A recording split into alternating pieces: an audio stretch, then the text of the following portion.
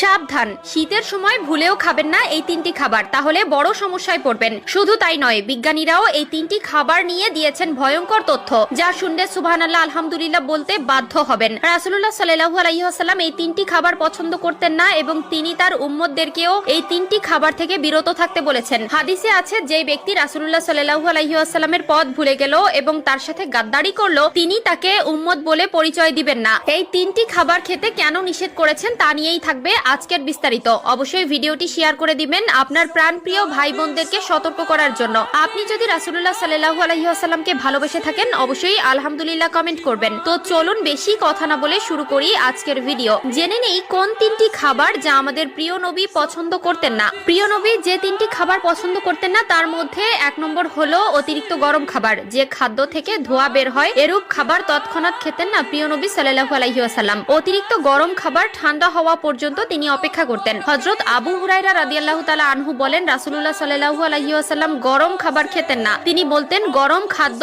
বরকতহীন। নিশ্চয়ই আল্লাহ তাআলা আমাদের আগুন খাওয়াননি। যেসব খাবার হালাল হওয়া সত্ত্বেও নিজের বা অন্যের জন্য কষ্টকর বা ক্ষতিকর হয় তা খাওয়া থেকে নবীজি সাল্লাল্লাহু আলাইহি ওয়াসাল্লাম বিরত থাকতেন। উম্মতকেও এসব খাবার খেতে নিষেধ করেছেন। শীতের সময় আমরা অনেকেই গরম খাবার খেতে ভালোবাসি। অবশ্যই এ বিষয়ে সতর্ক থাকবেন। অতিরিক্ত গরম খাবার থেকে বিরত থাকবেন। আধুনিক বিজ্ঞান বলছে অতিরিক্ত গরম খাবার পাকস্থলীর জন্য ক্ষতিকর এবং গরম খাবার খাদ্যনালীর ক্ষতি করে। এমনকি গরম খাবার ফু দিয়েও খেতে নিষেধ করা হয়েছে। আধুনিক বিজ্ঞান বলেছে মানুষের নিঃশ্বাসে থাকে কার্বন ডাই অক্সাইড। অবশ্যই বাঁচতে হলে এই বিষয় থেকে সতর্ক থাকা অত্যন্ত জরুরি। 2 নম্বরে যে খাবার অপছন্দ করতেন তা হলো কাঁচা পেঁয়াজ। হযরত জাবের রাদিয়াল্লাহু তাআলা আনহু থেকে বর্ণিত, নবীজি সাল্লাল্লাহু আলাইহি ওয়াসাল্লাম বলেছেন, কাঁচা রসুন পেঁয়াজ খেয়ে যেন কেউ আমাদের মসজিদের নিকটবর্তীও না হয়, কেননা মানুষ যেসব দুর্গন্ধের কারণে কষ্ট পায় ফেরেশতারাও তাতে কষ্ট পায়। বুখারী ও মুসলিম শরীফ। তবে রান্না করা গন্ধহীন পেঁয়াজ রসুন খেতে কোনো সমস্যা নেই। কাঁচা পেঁয়াজ খাওয়া হারাম না, তবে খেয়াল রাখতে হবে পেঁয়াজ খেয়ে সঙ্গে সঙ্গে নামাজে না দাঁড়ানোই ভালো। মুখ পরিষ্কার করবে ভালোভাবে,